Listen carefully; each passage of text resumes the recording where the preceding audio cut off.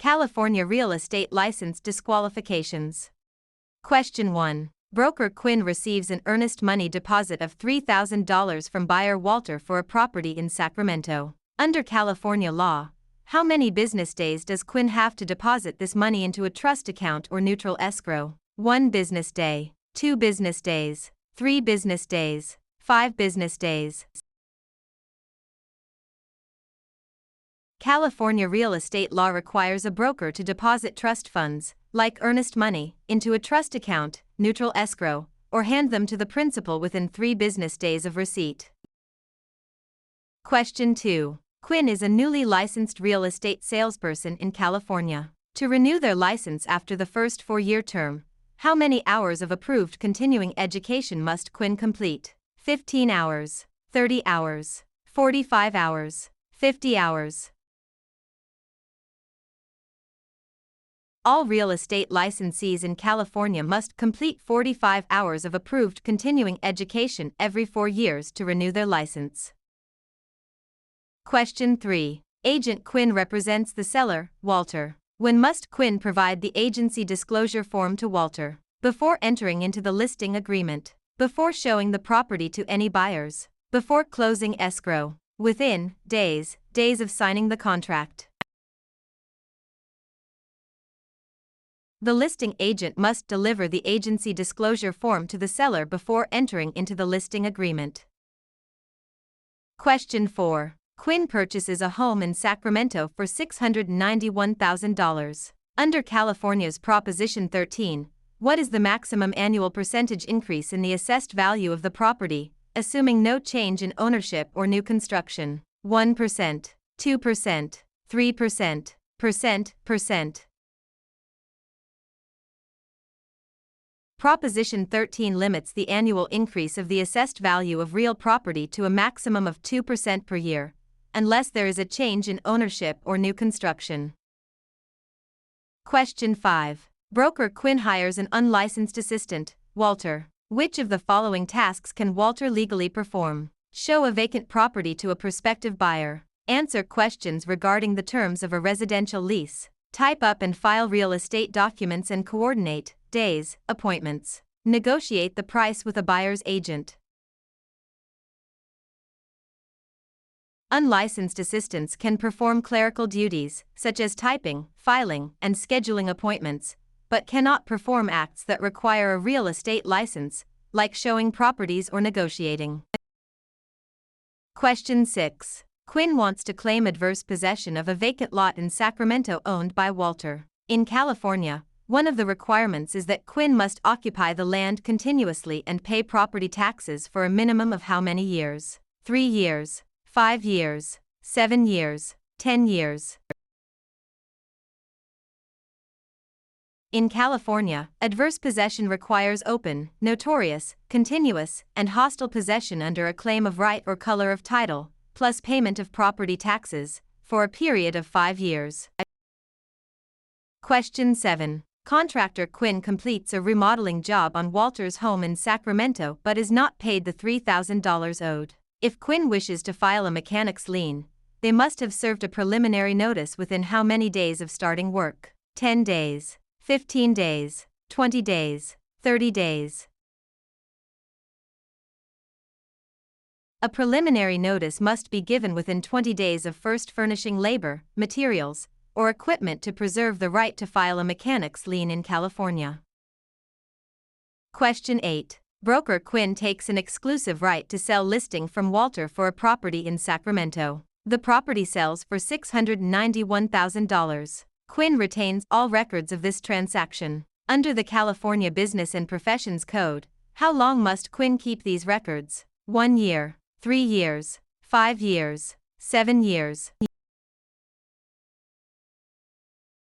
Real estate brokers must retain all records regarding real estate transactions for a period of 3 years from the date of the closing or the date of the listing if the transaction is not consummated.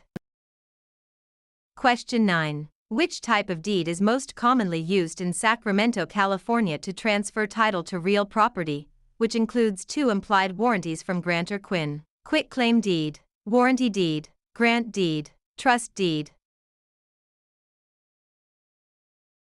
The grant deed is the most common instrument used to transfer title in California. It carries two implied warranties that the grantor has not already conveyed title to another, and that the estate is free from undisclosed encumbrances made by the grantor. Question 10. Quinn applies for a loan of $691,000 and is provided a loan estimate. Under the TILA-RESPA Integrated Disclosure (TRID) rule, how many business days after receiving the application must the lender provide this estimate? 1 business day, 3 business days, 5 business days, 7 business days. Under TRID, a lender must provide the loan estimate to the borrower within 3 business days of receiving the loan application. Question 11. Under the subdivided lands law in California, a public report is required when a property in Sacramento is divided into how many parcels for the purpose of sale, lease, or financing? 2 or more, 3 or more, 4 or more, 5 or more. The subdivided lands law applies to the subdivision of land into 5 or more parcels for sale, lease, or financing. Question 12. Quinn is a broker who mixes their personal funds of $3,000 with their clients' trust funds. This illegal practice is known as conversion, commingling, steering, redlining. Commingling is the illegal act of mixing a broker's personal or business funds with the trust funds of a client. Conversion is actually spending the trust funds. Question 13. Agent Quinn focuses marketing efforts in Sacramento by telling homeowners that a certain minority group is moving into the neighborhood to induce panic selling. This illegal practice is known as blockbusting, steering, redlining, flipping. Blockbusting, also known as panic selling, is the illegal practice of inducing homeowners to sell their properties by suggesting that people of a particular race, religion, or background are moving into the neighborhood. Question 14. If Quinn obtains an easement by prescription over Walter's land in Sacramento, Quinn must have used the property hostilely, openly, continuously, and notoriously for a period of at least 1 year, 3 years, 5 years, 10 years. In California, an easement by prescription requires 5 years of open, notorious, continuous, and hostile use under a claim of right. Question 15. Quinn and Walter sign a written contract for the sale of a property for $691,000. In California, the statute of limitations to file a lawsuit for breach of a written contract is 1 year, 2 years, 4 years, 5 years. The statute of limitations for bringing a lawsuit on a written contract in California is 4 years. Question 16. When calculating the property tax on Quinn's home in Sacramento, the county tax assessor uses the property's market value, assessed value, appraised value, replacement cost. Property taxes are based on the assessed value of the property, not the current market value or appraised value. Question 17. To create a valid joint tenancy between Quinn and Walter for a property in Sacramento, which 4 unities are required? Time, title, interest, possession. Time, title, consent, payment. Agreement, consideration, title, possession. Interest, possession, funding, signature. The 4 unities required to create a joint tenancy are time, title, interest, and possession, often remembered by the acronym TTIP. Question 18. Broker Quinn holds an open listing on Walter's property in Sacramento. Quinn will only earn a $3,000 commission if they are the first to show the property, the procuring cause of the sale, the listing broker of record on the MLS, able to hold days, open houses. In an open listing, the broker only earns a commission if they are the procuring cause of the sale, the one who brings the willing and able buyer.